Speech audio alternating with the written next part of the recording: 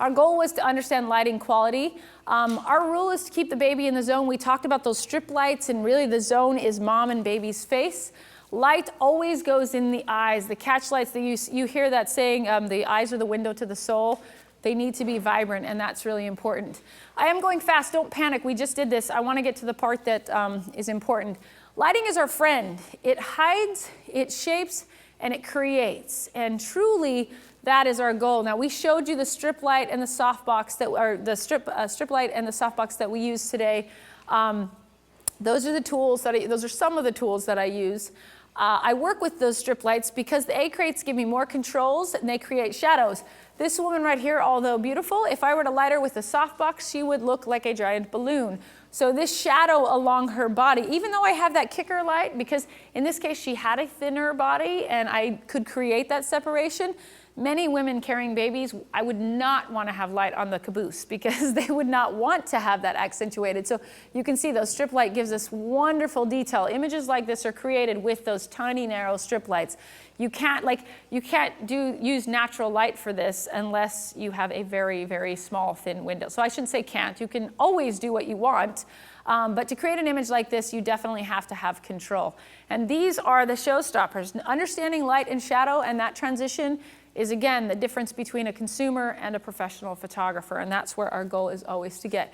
I want to go through this series real quick because this will help you understand tomorrow, because we won't be talking about this, working with lights. This image here is one of the 4 most beautiful children in the world, but she's only photographed with the main light, which is that 3x4 light. Now, if you looked at this, if the average parent looked at this, they would think it was beautiful. They would say, wow, that's a pretty little girl, and if it was their daughter, they would buy it for sure. Now, here is just the kicker light, that separator. We're separating her off the background.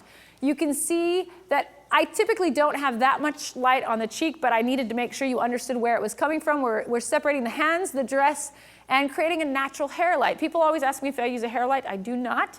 That strip light gives me the exact same effect, but I also can use it down the body. So I very rarely use a hair light unless I have 20 or 30 people that I have to get light on.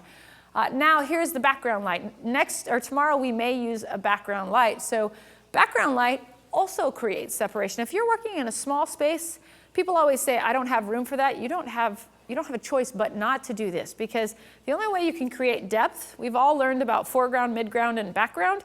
The only way you can do that is through lighting. If you don't light your backgrounds, then you flatten everything and you start to compress and everything looks cheap or fake or plastic. So this is your background light. You can see that that is that photogenic light. It's that vignette, so it creates a natural vignette. This is actually before Photoshop, back when you actually had to light properly to get a vignette.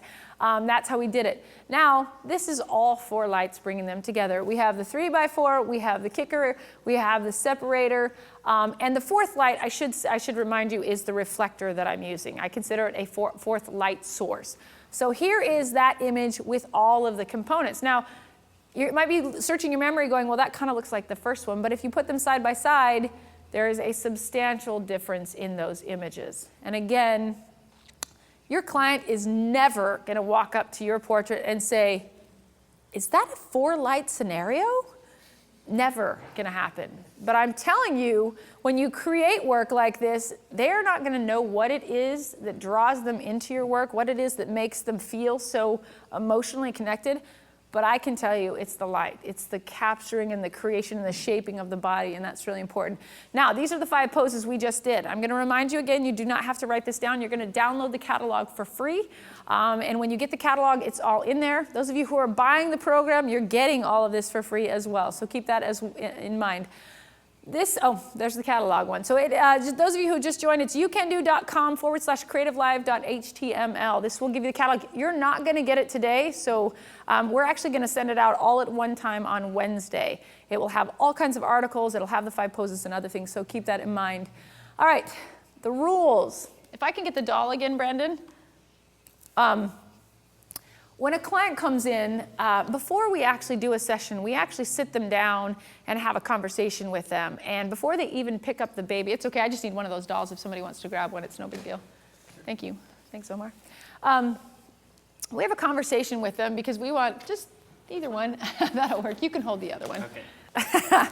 There are a couple things that we want to go through. And so mom will sit down, and if we had had this conversation first, Karen, I would have said, a couple things I want you to remember before we start. Number one, posture is everything. I'm going to constantly be telling you to sit up. Now, when I say sit up straight, it's because when you sit up straight, you elongate the body. It's very natural when holding a baby. Usually I'll have a doll when I'm saying this. I said it's very natural, you know, it's comfortable to relax. But when you do that, you actually create a heavy line through here. And we want to make sure you're nice and tall and thin. So when I say sit up straight, it's for your benefit. I just want you to feel nice and tall.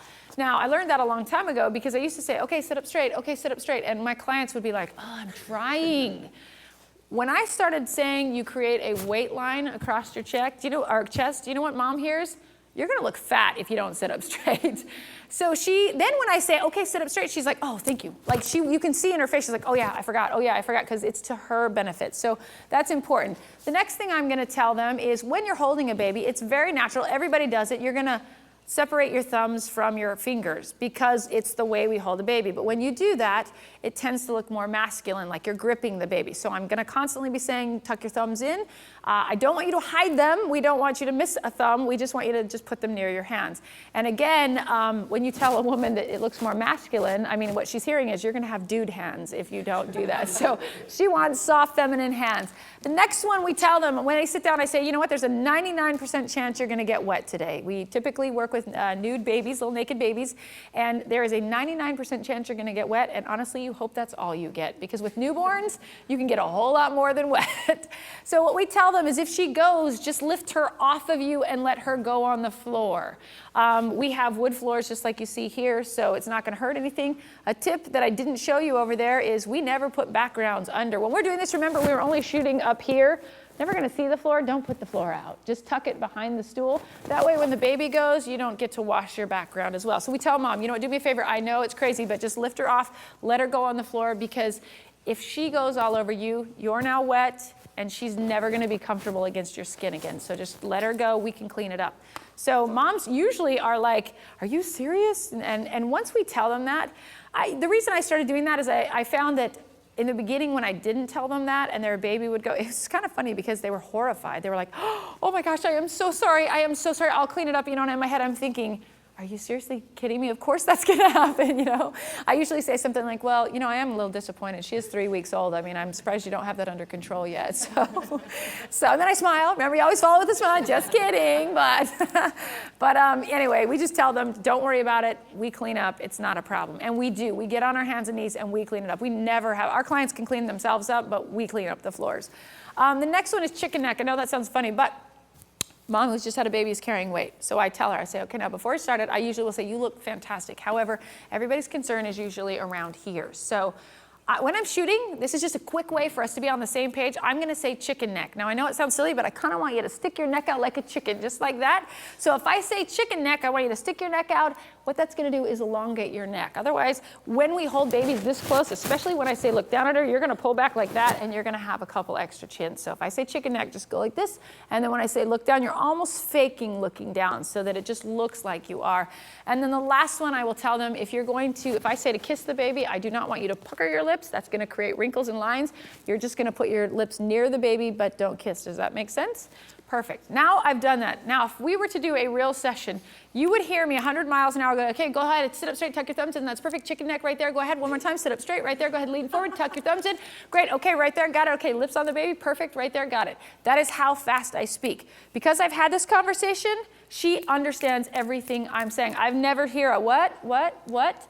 She's like, okay. She's like, whatever. But she gets it, and that speeds up the process. Remember, I got 20 minutes to prove this to you guys, so that's what we do. So these are the rules, and we don't call them rules. It's a discussion we have with clients before we ever let them pick up their baby. Remember, we don't want the baby here while we're having this conversation, right? Because otherwise we're fueling that tummy, and we're sending them right into food mode.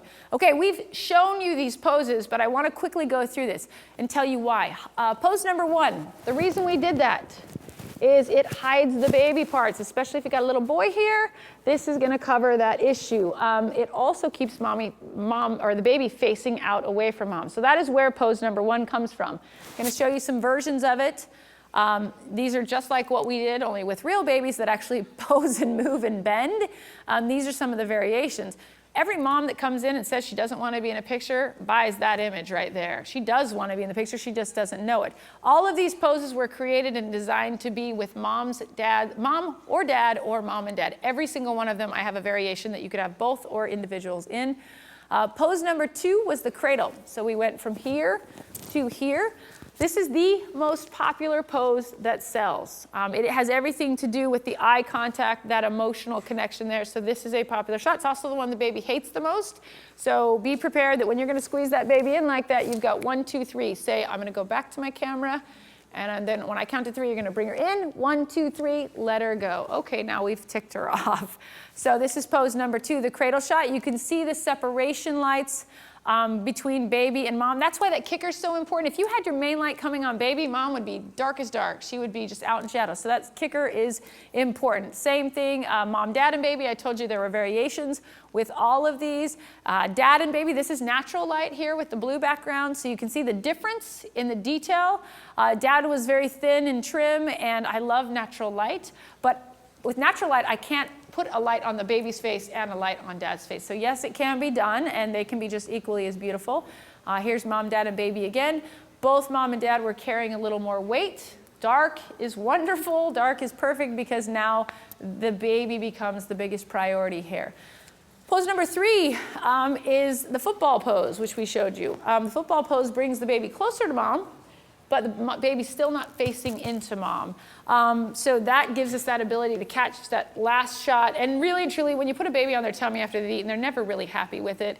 So of course, at that point, that's why we quickly end up getting to pose number 4. But let's go through some samples of pose number 3. This is actually technically pose number 5 because I can tell I'm on a ladder here because the perspective. But the same idea. That's kind of halfway point there. This one's closer to pose number 3. You can see, do you see the elongation in the neck though? That is really important because again, mom's carrying weight for sure having a baby. So that stretching motion is what's going to really create that nice soft feel there and still keep the baby as the priority. We do all kinds of versions, dads and firemen. I mean, you know, you name it, we can do it. It's just a matter of getting that pose right. Pose number 4. I told you it was all about, so nice, pose number 4, love you baby, is really about mom and her strength. She's just gone through a very painful process, a very emotional process. It's not a one-day event, it's a 9-month event. So other than the initial contact, the whole rest of the 9 months aren't as fun. So, so just keep in mind, this is about her. This is about her beauty, her strength, and we're celebrating her. And it's a very popular shot as well. So we're showing a relationship.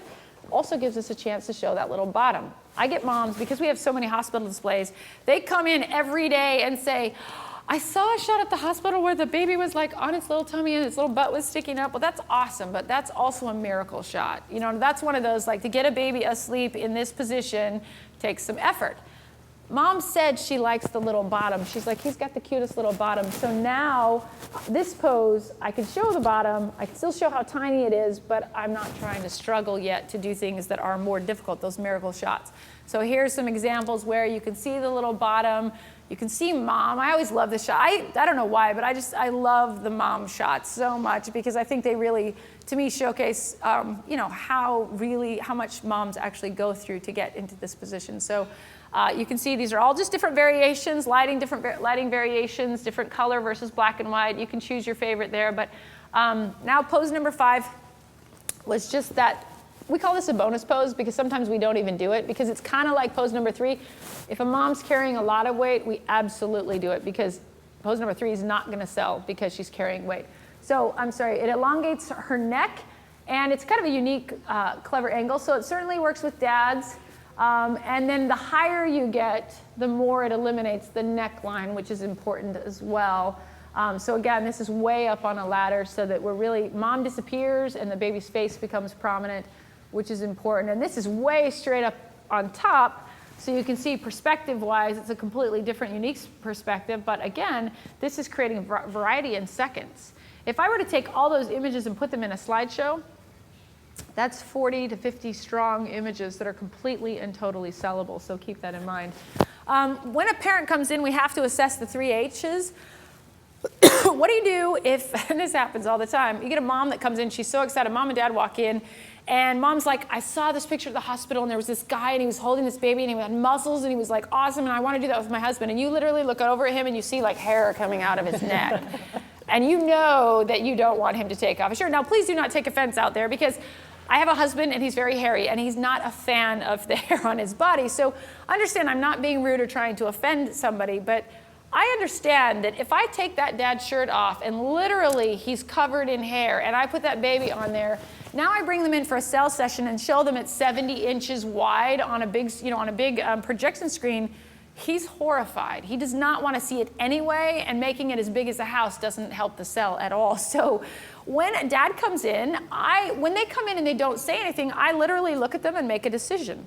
If I see that they're very hairy or they have a lot of hair, I may suggest turtlenecks, and we have them in stock. Turtlenecks or one of those shorter crew necks, whatever they are.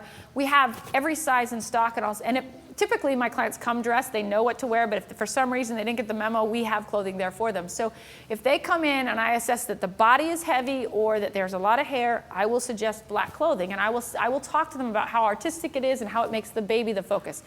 If a guy walks in and he's like 6'8" and I can see he's completely rocked out, I'm certainly going to ask him to take off his shirt. My gosh, who wouldn't? Come on.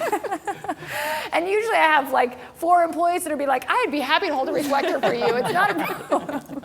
So we have battles over firemen in the lobbies usually. When we see a fireman come in, we're all like, I'll assist if you want me. But now, again, this is not being mean. But understand, a guy like that is usually attached to a woman that looks just like that. She's beautiful, they put a ton of time into their body, they work out, they're healthy, they want to show their bodies off. So mom's rocked out, got great arms, we're gonna get her in a tube top. Mom's carrying a lot of weight, I'm gonna get her in a turtleneck or keep her in a long sleeve. That doesn't mean I'm always right. Every once in a while, I get a mom who comes in and dad has to take his shirt off and I know he's not gonna be comfortable with it, I'll do it. I certainly am not gonna say, sorry, you're past the hair meter, it's not gonna work out. Let me check you, I'll meter him, sorry, too much hair. But if I know that it's gonna be an issue, I'll say, you know what, that is a great idea, I love that shot, but let's go ahead and do this. Let's make half of the images about the baby and then half of the images about you and the baby. So we're gonna have shirt on for half and shirt off for half. And I make that decision because ultimately dad thanks me later because half the time they go directly to the ones that I knew they would in the first place. So it's okay. Now what about heavy, carrying weight after babies? You know what, dads typically carry a little extra weight after having a baby too. That's why you asked what backgrounds, dark is dreamy. Anything you put a heavy person on that's dark when they're in dark clothing is going to separate or drop them back and focus more on the face. Again, that does not mean I only photograph babies on black backgrounds. Absolutely not. I will take if a woman comes in and she's very shapely after having a baby, I might not even touch the black backdrop because I want to show her curves. But usually I'll start with something traditional like that and eventually evolve into, we always do about 3 different styles of photography, starting with the one that I know is most likely to sell. And last but not least, it has to be warm in the room. That is a huge priority. Real quickly, because what do we got? Oh, good. I'm going to finish this up though because the question is multiples and this is literally 5 slides, I think 5 or 6 slides. All of these poses were designed to work with multiples as well. I could show you real quick, but everything we do, working with multiples, the truth is you just have to be more patient and allow more time. Now in my world, I don't get more time. I have exactly the same amount of time every session. If you know you're new at this and you're struggling or you're starting out, you want to make sure that you allow yourself a little more time because 2 is harder than 1, period. They are definitely, usually there's a screamer and then a sleeper and then a sleeper and then a screamer and that's just the way it goes. But allow yourself more time. But you know what the biggest thing is? Breathe. The more stressed you, babies literally feed off of you and they feed off their parents. If mom comes in and she's neurotic and freaking out, or you're freaking out and neurotic, that baby is gonna go right down the tube as well. So just relaxing is really important. The key is having techniques that work. Things like this, if you can't get them looking at you, don't get them to look at you. I mean, mom and dad really want them doing something. Do you want to know what the big secret in this shot is? With triplets, I threw a Cheerio right here. So mom wanted all the babies looking at me smiling. I know that's not going to happen. These are 3, 6, and 7, or 7 months old. So I literally gave them each a Cheerio, let them eat it, and then I was like, all right, you guys ready? And I threw it at that shoe, and that's the shot. Now, this was sold as a wall portrait because this is actually what mom and dad want to see. Getting 3 babies looking at you and smiling is not that easy. And you know, I try not to walk into rooms going head swaps. I know I can do that, but it's my last resort if I have to. These babies, I'm going to show you more about these. These are the Thompson quads, and I've been photographing them since they were brand new. And same thing, the secret to this shot, I threw a Cheerio right here. So getting them engaged. In fact, John wanted nothing to do with this session. He screamed and cried, was very upset. Eventually, when we got him engaged in an activity, we were able to do this. Now, this sale, it turns out, mom and dad always come in with the vision of a beautiful wall portrait of everybody smiling. I walk into multiple sessions with the vision of, okay, the first thing I'm going to do is create a storybook image. This is my wall portrait. I don't tell this to the parents. I want the children doing something engaging that children would do at that age. This works. Now, I'm going to photograph every child individually because I can get a smile out of every child individually. And now, guess what? My goal is to sell a wall collection. And I tell mom, when they come into the sales room and they see this beautiful image and then they're looking at those individual images that they might not have thought they wanted, I'll turn to them and I'll say, you know what's so amazing about this is you have this beautiful wall portrait for you of, for your house.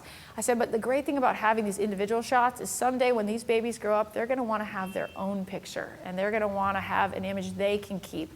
Now I've just sold 4 20 by 20s or 4 30 by 30 images, one for each child in the future. So now I've got my 40-inch portrait or my 50-inch portrait. I have 4 20-inch portraits. Now that last shot of the 4 of them smiling, that's really the variable. Do we get it? Yes. Do we every once in a while have to move ahead? Yes. Do we tell the client? Absolutely not, ever. Usually when we're shooting, we have this little tag team thing when I'm working with an assistant, and usually once I know, if I have 3 out of 4 that are doing great and this one's just not doing it, I happen to catch a smile I know will work, I'll turn to my assistant and I'll say, we got it. And she'll go, okay, well, we're gonna wrap it. And mom will literally look at me and say, I don't think you got anything. And I'll turn to her and I'll say, I guarantee you I got it. And if she says, can I see it? I'll say, nope, you gotta wait, but I guarantee I got it. I will then go in, I will move that baby's head.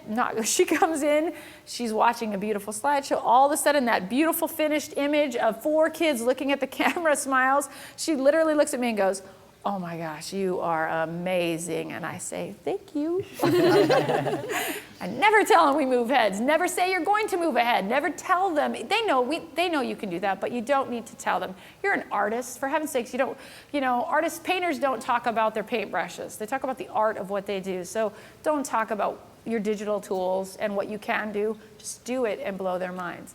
Now, I think that brings us to the end. We're going to finish up, and I think turn back over to your ladies. And thank you guys for so much. This was a lot of fun.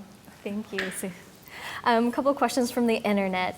One is Rach from Eastern Iowa. How do you price point baby plan with multiples? Do you offer a discount for the second baby, or do you double that? Yeah, it's twice as much. They're hard. No, that's a great question. Thank you.